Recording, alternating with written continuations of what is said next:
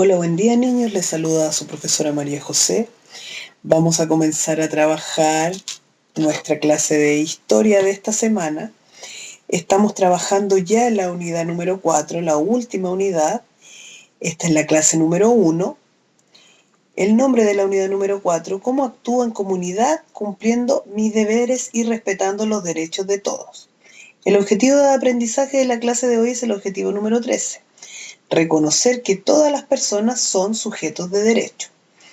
Pero antes de comenzar nuestra clase, vamos a revisar la actividad que ustedes debían resolver de la unidad número 3. La actividad número 3 de la unidad número 3. ¿Ya? Debían desarrollar la página 141 de su texto escolar y eran 4 preguntas. ¿Por qué se estableció la frontera? La posible respuesta que ustedes me debieran haber puesto. La frontera se establece a fin de respetar el territorio mapuche tras conseguir su autonomía y reconocimiento por parte de la corona. Número 2. ¿Cuál fue su delimitación geográfica? Respuesta. Ubicada en la zona sur, desde el río Biobío hasta el río Tolten. Pregunta número 3. ¿Qué caracterizó la vida fronteriza? Respuesta. Le caracterizó la intervención, roces e intercambios comerciales y culturales entre españoles e indígenas. Y la última pregunta, ¿qué aspectos de la vida fronteriza destacarías? ¿Por qué? Pueden destacar ustedes los enfrentamientos y los intercambios comerciales y culturales entre ambos grupos. Esas son las posibles respuestas que ustedes me podían dar en la última actividad de la unidad número 3. Ahora sí podemos avanzar a nuestra clase del día de hoy y el contenido son los derechos. ¿Ya? Todos somos sujetos de derecho. ¿A qué me refiero con esto? Todos los seres humanos, sin importar nuestro origen étnico, social o cultural, somos sujetos de derecho. Esto significa que poseemos desde nuestro nacimiento ciertos derechos fundamentales, todos por igual, solo por pertenecer a la especie humana. Estos derechos incluyen recibir educación, la protección de nuestra salud, la libertad para expresarnos y asociarnos, practicar cualquier religión y el derecho a la propiedad privada o a ejercer una vida pública si así lo deseamos. Todos ellos, más muchos otros, son fundamentales para desarrollar nuestra libertad y potencial. Es por ello que deben ser respetados por nuestros pares y la sociedad, así como protegidos y garantizados por el Estado, sus leyes e instituciones y las instituciones también que existen. ¿Qué características tienen nuestros derechos? Hay un documento en que se consagran todos los derechos fundamentales de las personas y es la Declaración Universal de los Derechos Humanos, que se hizo en 1948, elaborada con el objetivo de asegurar los avances que la humanidad había realizado en el reconocimiento de los derechos de las personas y evitar que se volvieran a cometer atrocidades como las que ocurrieron en la Segunda Guerra Mundial. ¿Ya? Ahora vamos a entender cómo son los derechos o cuáles son los derechos, ¿ya?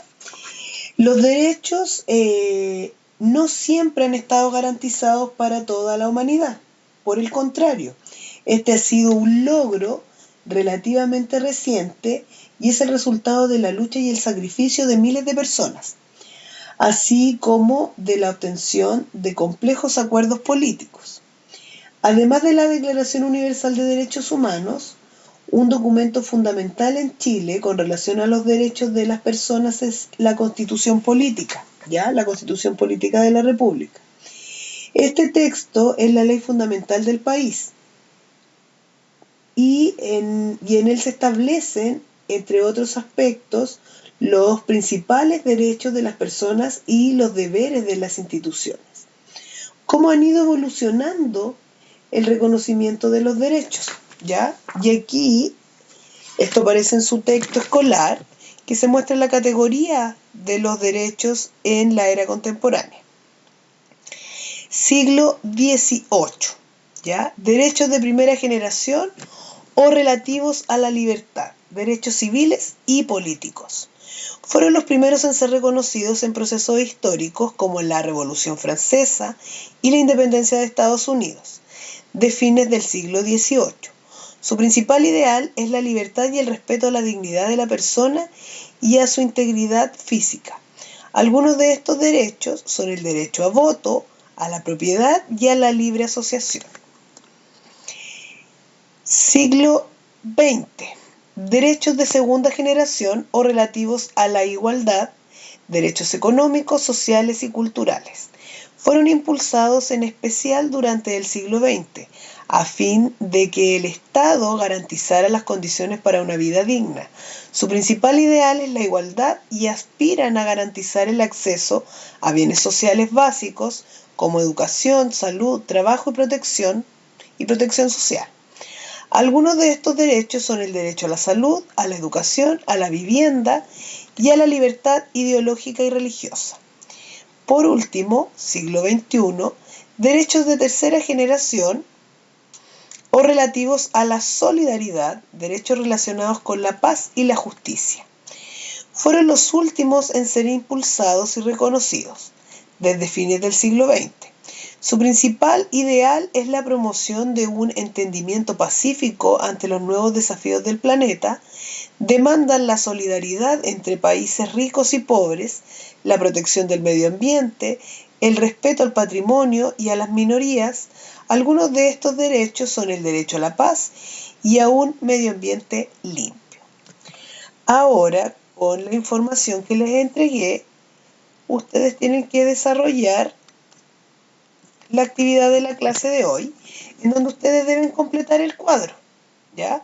Aparece una imagen, ustedes me tienen que decir qué derecho está representado, cuál es el deber de la familia frente a este derecho y cuál es el deber del Estado frente a este derecho.